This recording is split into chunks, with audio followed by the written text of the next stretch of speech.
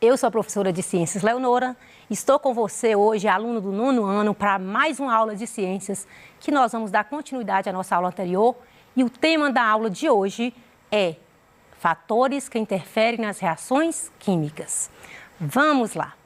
Espero que com essa aula de hoje você possa reconhecer como ocorrem as reações químicas e a importância dessas reações químicas no nosso cotidiano. Você também possa identificar os fatores que interferem nas reações químicas, compreender a representação gráfica de uma reação química e a formação dos reagentes, como também dos produtos, e conhecer as leis ponderais das reações químicas. Então, vamos lá? Na verdade, falamos aqui na aula passada sobre reações químicas. Fizemos várias demonstrações, vários experimentos, comprovando, falando quando é que ocorre uma reação química. Então, toda vez que duas substâncias se misturam, se agrupam, elas vão formar uma nova substância, nós dizemos que ocorreu uma reação química. Está aqui um exemplo, né, do cobre com o oxigênio, formou o óxido de cobre. É uma reação química porque juntaram substâncias e originaram uma nova substância. Na verdade, as reações químicas, nelas, nós vamos perceber que a reação química é um fenômeno químico, ela ocorre uma transformação da matéria, tanto é que ela forma uma nova substância, vai ocorrer uma alteração na estrutura molecular, onde vai ocorrer um rearranjo dos átomos. Eles vão se reorganizar, né, de formas diferentes, produzindo uma nova substância. Como é que você pode identificar uma reação química? Você aprendeu na aula passada e hoje você está em sua casa, você presenciou algum momento aí de uma reação e você quer saber, professora, como é que eu posso identificar uma reação química? Vamos lá. Então, primeira coisa que você vai observar, os materiais no estado inicial e os materiais no estado final. Então, você vai perceber, alterou a constituição da matéria? Então, eu tinha algumas substâncias em um momento e de repente formou uma nova substância. Então eu vou perceber, alterou a constituição da matéria? Formou uma nova substância? Ocorreu liberação de gás? Houve mudança no cheiro ou na cor? Então, se você percebeu e essas características aí, significa que ocorreu uma reação química. Falamos aqui na aula passada de várias reações químicas que acontecem no nosso cotidiano e você lembra. A digestão, a respiração, a fotossíntese, a oxidação do ferro, a queima de um papel, uma madeira queimando. Tudo isso são reações químicas. Até aquele churrasco que você faz aí na sua casa no final de semana. Então vamos lá. Toda reação química ela é representada por o que a gente chama de equação química. Em uma equação química, eu vou representar aquelas substâncias que estão reagindo. Então, numa equação, eu vou perceber os reagentes, que são aquelas substâncias que vão reagir entre si, e vou observar o produto, que é aquilo que me resultou. Então, uma equação química ela é constituída de reagentes e de produtos. Existem, logicamente, falamos aqui na aula passada, vários critérios aí para a gente classificar uma reação química de acordo com o quê? De acordo com as substâncias, de acordo o número de substâncias que reagiram e o número de substâncias originadas. Então, por isso que eu vou ter 4 tipos de reações químicas, que é a reação de síntese. O que é a reação de síntese? Falamos aqui que é aquela reação onde substâncias se agrupam formando uma só substância. Então, eu sintetizei, eu juntei ferro com enxofre, deu o sulfeto de ferro. O hidrogênio com cloro, cloreto de ácido clorídrico. Mercúrio com oxigênio, óxido de mercúrio. E assim por diante. A reação de decomposição é o contrário. Eu tenho uma substância que vai me originar outras duas. Água decompôs, formou óxido de mercúrio, decompôs, formou mercúrio e oxigênio. Carbonato de cálcio, decompôs, formou óxido de cálcio e gás carbônico. Peróxido de hidrogênio, que é água oxigenada, decompôs em água em oxigênio. É uma reação de decomposição. Vamos ver a reação de simples troca? O nome já está indicando. Uma substância simples vai originar, e uma composta vai originar uma substância composta e uma substância simples. Mas eu quero retomar com você aqui o que é substância simples e o que é uma substância composta. Toda vez que você olhar para uma substância e ela só tiver um tipo de elemento químico, eu vou falar que essa substância é simples. Cloro, por exemplo, é uma substância simples. Reagiu com o brometo de sódio, vai resultar cloreto de sódio mais o próprio bromo. E vamos aí no alumínio, vai reagir com ácido clorídrico, vai formar o cloreto de alumínio e o hidrogênio. Então, você está vendo que na reação de simples troca, ocorreu a troca de um elemento, né, com o elemento da substância composta. Já nas reações de dupla troca, nós temos aí, são duas substâncias compostas, porque ela é formada por mais de um elemento químico. O hidróxido de sódio, por exemplo, né, ele é uma substância composta. O ácido clorídrico é uma substância composta. O cloreto de sódio é uma substância composta. E também a água também é uma substância composta, porque ela é formada de hidrogênio e oxigênio. Então, duas substâncias compostas originaram outras duas compostas. Mas existem ainda, né, falando aqui da equação química, reagentes e produtos, você sabe que em uma reação química, a massa dos reagentes tem que existir uma relação aí entre a massa dos reagentes e a massa dos produtos. Foi por isso que nós temos aí as leis, né, da química, que a gente chama de leis ponderais, que está bem relacionada aí a quantidade de massa que eu utilizei nos reagentes e aquela massa obtida, que são os produtos. Vamos lá falar de dois grandes, né, cientistas, são dois grandes nomes aí na química, que é Lavoisier e o Proust. A lei de Lavoisier diz o seguinte, que em qualquer reação química, em um sistema fechado, a massa dos reagentes é igual à massa dos produtos. Então, eu vou analisar a massa do hidrogênio, vou olhar a massa do hidrogênio e do oxigênio, vai me dar aí uma quantidade de massa de 18 gramas. O meu produto, segundo a lei de Lavoisier, tem que ser a mesma quantidade de massa. Então, eu vou encontrar na molécula que formou, que é a molécula da água, H2O, eu vou encontrar também 18 gramas. Então, comprova aí a lei de Lavoisier. A lei de Proust é aquela das leis das proporções definidas. Significa o quê? Que uma substância, os produtos de uma substância, ela vai ter a mesma proporção dos produtos.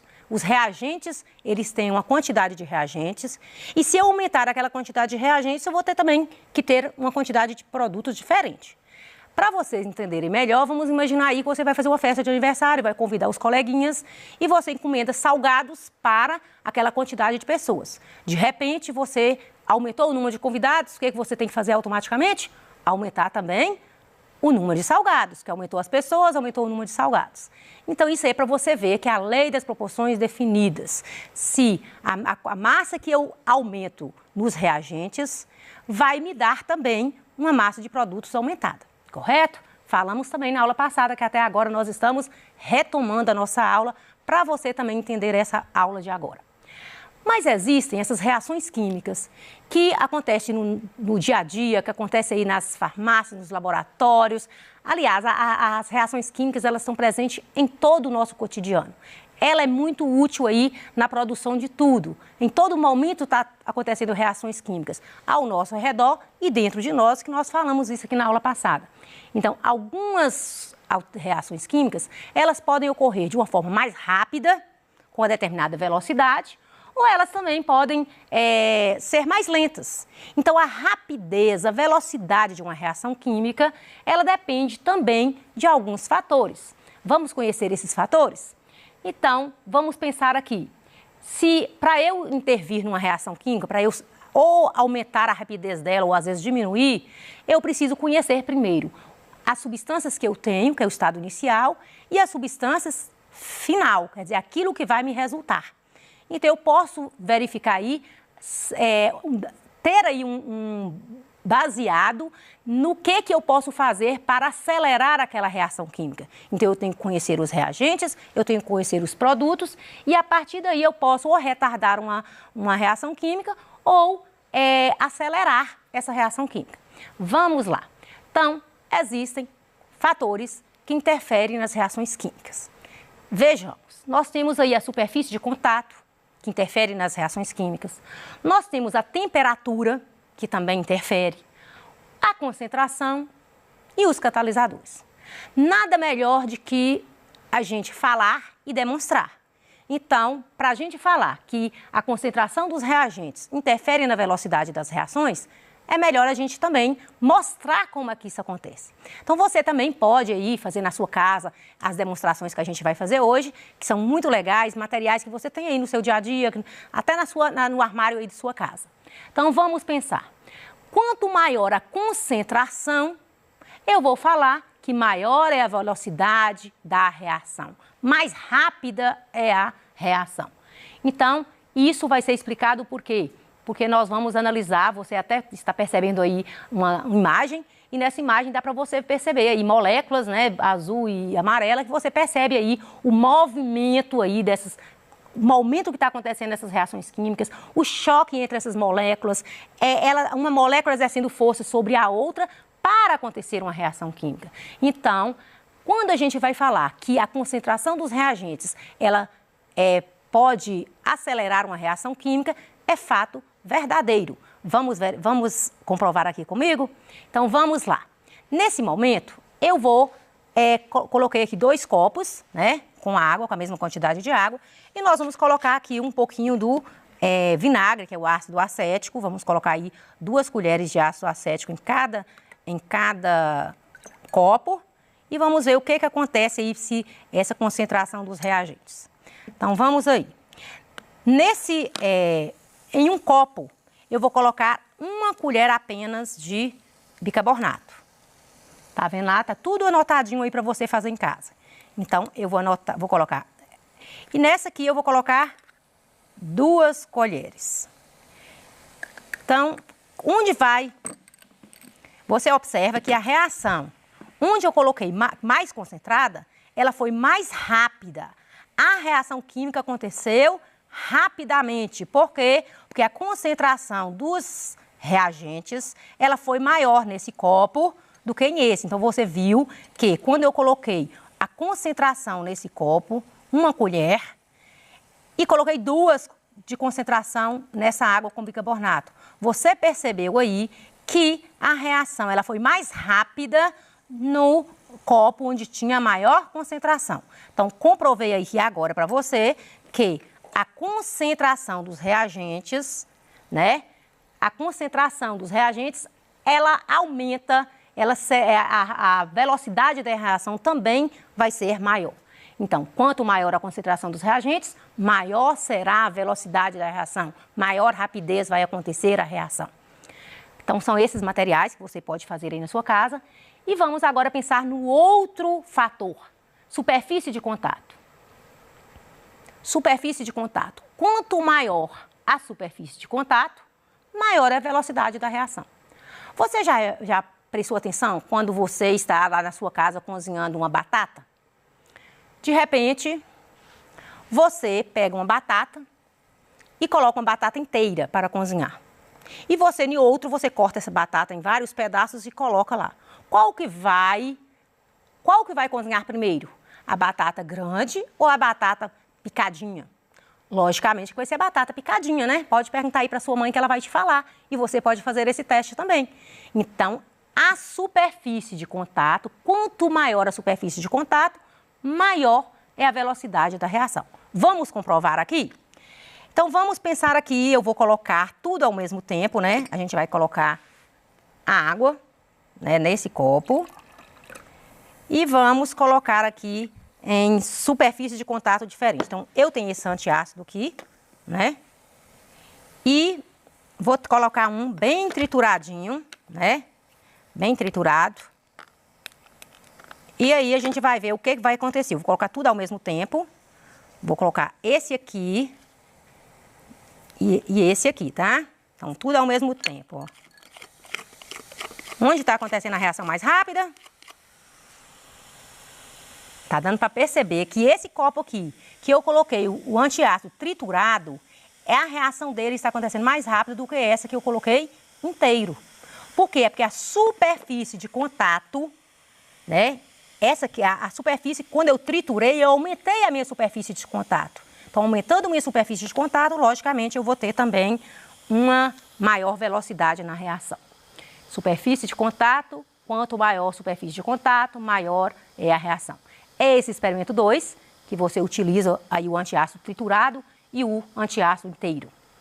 Vamos para outro fator?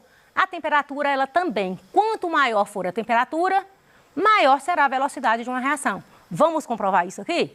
Vamos. Então, vamos colocar aqui uma água, né, mais fria e vamos colocar essa água aqui mais quente. Vamos ver aí onde que vai acontecer mais rapidamente a reação química. Então, vamos lá. Então, colocar tudo ao mesmo tempo, água fria, água quente. Você percebe que a temperatura onde a água está quente, a reação está acontecendo mais rápida. Então, aumentando a temperatura, quando você aumenta a temperatura, você aumenta também a velocidade, a rapidez de uma reação. Outro fator importante é o catalisador. O catalisador eles conseguem aumentar a velocidade de uma reação. Vamos comprovar isso aqui? Vamos lá. Eu coloquei água nessa batata e vou agora colocar água oxigenada, que é o peróxido de hidrogênio, nessa outra substância ali, nesse outro copo. Então, vamos ver aqui.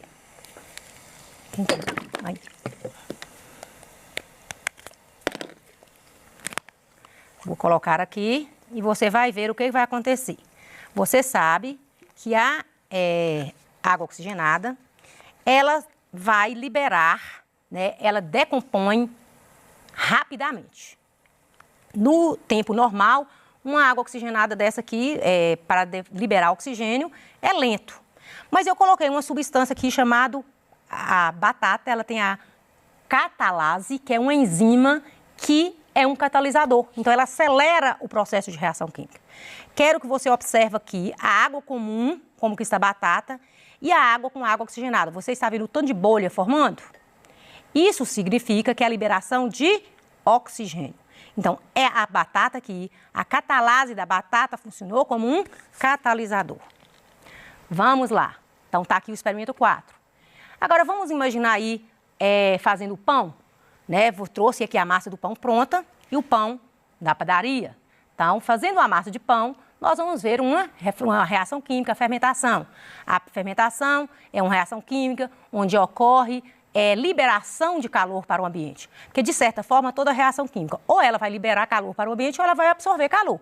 Então, nesse caso aqui, a fermentação, ela liberou calor para o ambiente.